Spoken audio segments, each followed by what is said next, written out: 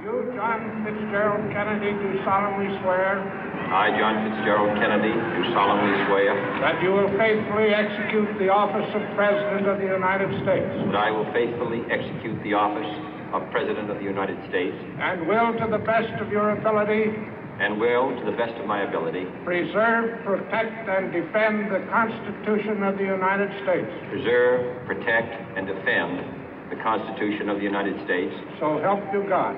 So help me God.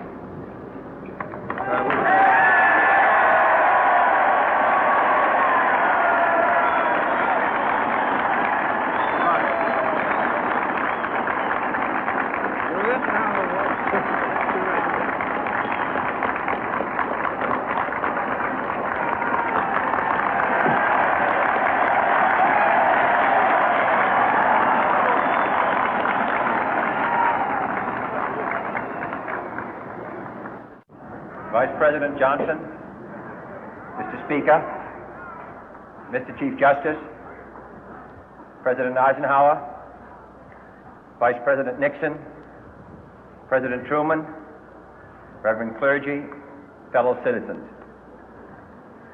We observe today not a victory of party, but a celebration of freedom, symbolizing an end as well as a beginning, signifying renewal as well as change. For I have sworn before you and Almighty God the same solemn oath our forebears prescribed nearly a century and 3/4 ago. The world is very different now, for man holds in his mortal hands the power to abolish all forms of human poverty and all forms of human life. And yet the same revolutionary beliefs for which our forebears fought are still at issue around the globe. The belief that the rights of man come not from the generosity of the state, but from the hand of God. We dare not forget today that we are the heirs of that first revolution. Let the word go forth from this time and place to friend and foe alike that the torch has been passed to a new generation of Americans born in this century, tempered by war, disciplined by a hard and bitter peace, proud of our ancient heritage, and unwilling to witness or permit the slow undoing of those human rights to which this nation has always been committed and to which we are committed today at home and around the world.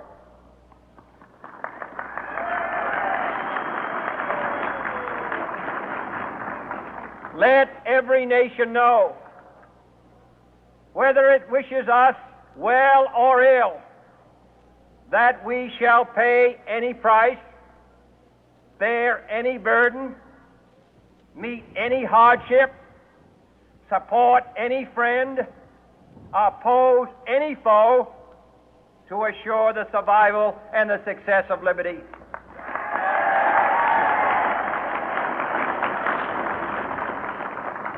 This much we pledge and more. To those old allies whose cultural and spiritual origins we share, we pledge the loyalty of faithful friends. United, there is little we cannot do in a host of cooperative ventures. Divided, there is little we can do, for we dare not meet a powerful challenge at odds and split asunder. To those new states whom we welcome to the ranks of the free, we pledge our word that one form of colonial control shall not have passed away, merely to be replaced by a far more iron tyranny. We shall not always expect to find them supporting our view, but we shall always hope to find them strongly supporting their own freedom, and to remember that in the past, those who foolishly sought power by riding the back of the tiger ended up inside.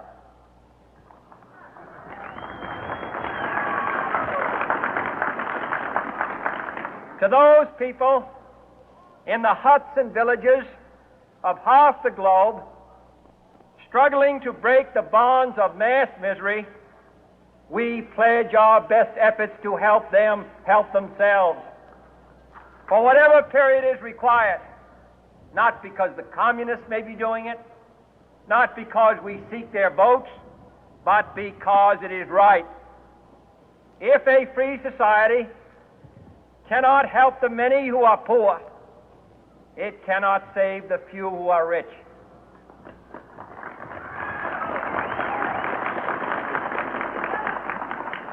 To our sister republics south of our border, we offer a special pledge to convert our good words into good deeds, in a new alliance for progress, to assist free men and free governments in casting off the chains of poverty. But this peaceful revolution of hope cannot become the prey of hostile powers. Let all our neighbors know that we shall join with them to oppose aggression or subversion anywhere in the Americas. And let every other power know that this hemisphere intends to remain the master of its own house.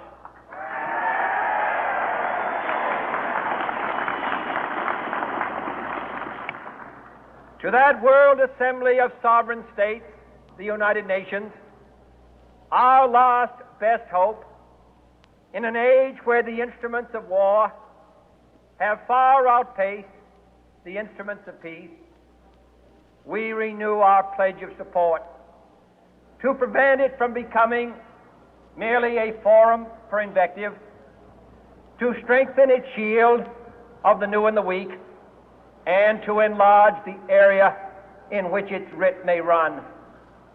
Finally, to those nations who would make themselves our adversary, we offer not a pledge, but a request that both sides begin anew the quest for peace. Before the dark powers of destruction, unleashed by science, engulf all humanity in planned or accidental self-destruction, we dare not tempt them with weakness, for only when our arms are sufficient beyond doubt can we be certain beyond doubt that they will never be employed.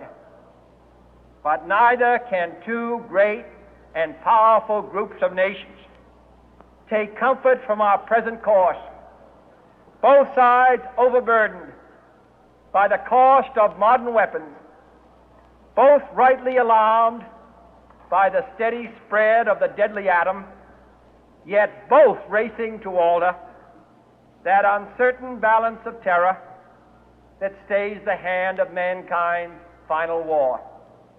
So let us begin anew, remembering on both sides that civility is not a sign of weakness, and sincerity is always subject to proof. Let us never negotiate out of fear, but let us never fear to negotiate.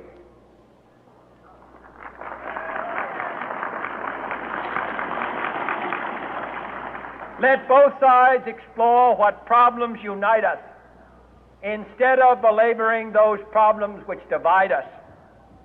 Let both sides, for the first time, formulate serious and precise proposals for the inspection and control of arms, and bring the absolute power to destroy other nations under the absolute control of all nations.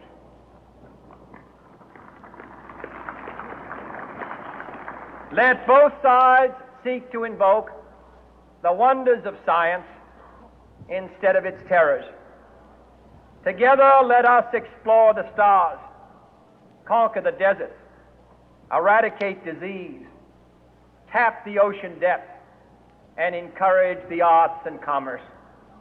Let both sides unite to heed in all corners of the earth the command of Isaiah to undo the heavy burden and let the oppressed go free.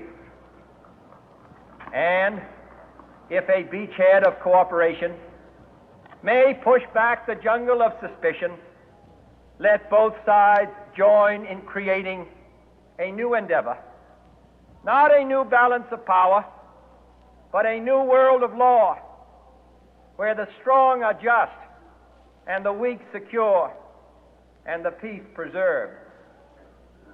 All this will not be finished in the first 100 days, nor will it be finished in the first 1,000 days, nor in the life of this administration, nor even perhaps in our lifetime on this planet.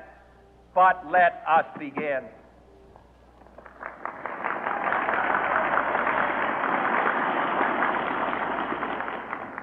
In your hands, my fellow citizens, more than mine, will rest the final success or failure of our course.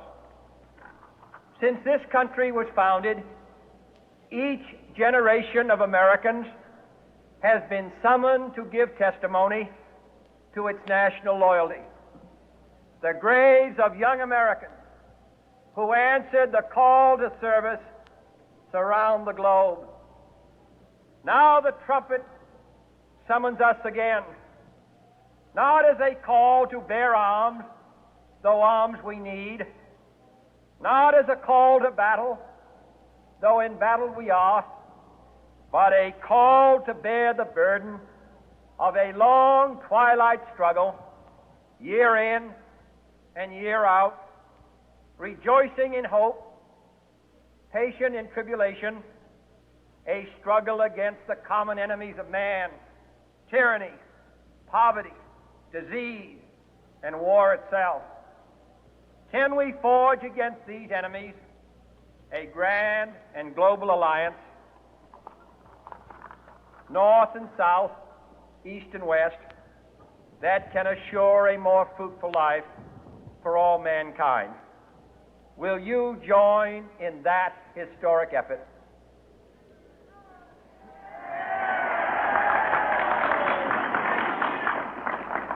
In the long history of the world, only a few generations have been granted the role of defending freedom in its hour of maximum danger. I do not shrink from this responsibility. I welcome it.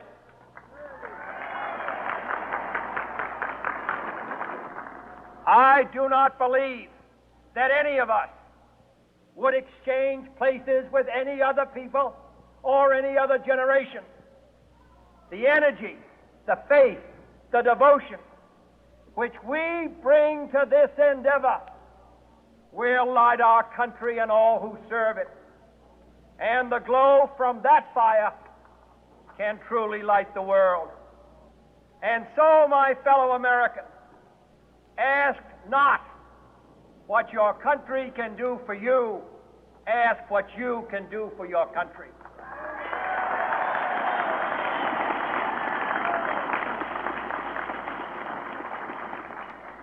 My fellow citizens of the world, ask not what America will do for you, but what together we can do for the freedom of man.